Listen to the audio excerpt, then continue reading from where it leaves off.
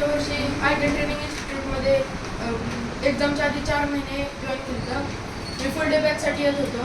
जसं सर मार्गदर्शन करत होते तसं आम्ही अभ्यास पण करत होतो आणि सरांच्या मार्गदर्शनामुळे आत्ता मी सैनिक स्कूल सातारामध्ये शिकत आहे. तर सैनिक स्कूल सातारामध्ये सकाळी 5:30ला उठवतात आणि पी टीसाठी तयार व्हायला लावतात. पी टी 6 ते पावणे 7पर्यंत असते. 7:15 ते 7:45 रेडी व्हायचं आणि नाश्त्याला जायचं. नाश्ता 8:15पर्यंत 8:15पासून परत स्कूलला जायचं, असेंब्ली होते आणि 8:15 ते 1:50 स्कूल असते. 1:50ला हाऊसवर यायचं. लंचसाठी डायरेक्ट स्कूलमधनं लंचला जायचं मेसमध्ये लंच करायचा 2:30 वाजेपर्यंत. 2:30 वाजता हाऊसवर यायचं आणि 3:30पर्यंत फ्री टाईम असतो. परत गेम्सच्या फॉलिंगसाठी रेडी व्हायचं आपण. 4ला गेम्ससाठी जायचं. ड्रिल स्क्वेअरवर फॉलिंग होते. 4 ते 5 गेम्स असतात आणि 5 वाजता परत हाऊसवर येऊन प्रेपसाठी तयार व्हायचं.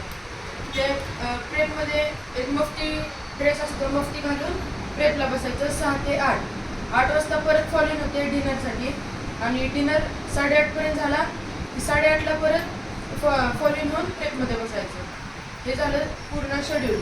आणि सैनिक स्कूलमधली फॅसिलिटीज खूप छान आहेत. हॉर्स रायडिंग, स्विमिंग, परत गेम्स होतात. गेम्समध्ये football, hockey, basketball, badminton, lawn tennis, हे खूप सारे गेम आहेत. थँक्यू. पण तुम्हाला काय प्रश्न विचारायचं? तू अभ्यास किती वेळ करतो सांग? मी अभ्यास आमच्या प्रियंका चव्हाण मॅम म्हणून असायचा. त्यांनी आम्हाला 5 वाजता उठून अभ्यास करायला लावायचे 5 ते 7 आणि मी सायकलवरनं 7 वाजता इथे यायचो आणि इथून परत डायरेक्ट 8ला घरी जायचो. घरी गेल्यानंतर पण जेवण परत अभ्यासाला बसायचो 10-12 वाजेपर्यंत. आलं लक्षात? सकाळी 5 वाजता उठून अभ्यास करायचा ते रात्री 11पर्यंत अभ्यास सुरू होता. तिथल्या मिस पण आता मला नाव आठवणार ती मिसची. स्वाती मॅम, प्रणती मिस आणि आरती मॅम, खूप सारे मॅम, त्यांनी पण आम्हाला खूप सहकार्य केले. त्यांच्यामुळेच आता मी सैनिक स्कूल सातारा. थँक्यू.